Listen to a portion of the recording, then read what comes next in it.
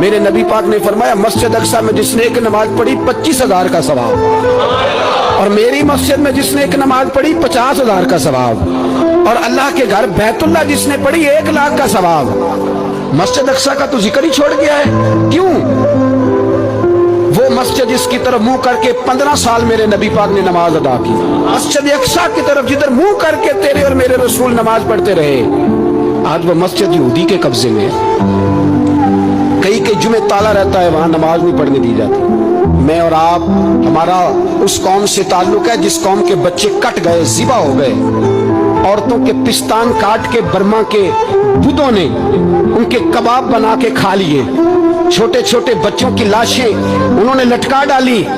میرے بھائی تجھے خبر ہی نہیں، یہ تو جانا تو کبھی گنبد خضرا پہ، تو میرے مصطفیٰ نے فرمایا من ازا مسلم فقد ازانی، فرمایا جب میرا مسلمان تکلیف میں ہوتا ہے تو میں گنبد میں تکلیف میں ہوتا ہوں، مجھے درد ہوتا ہے، مجھے اذیت ہوتی ہے۔ پوچھ جا کے محبوب پاک سے، میرے عزیز کسی کو غم ہی نہیں ان لوگوں کا، کسی کو پرواہ ہی نہیں، کچھ سوچتا ہی نہیں ان کے بارے میں۔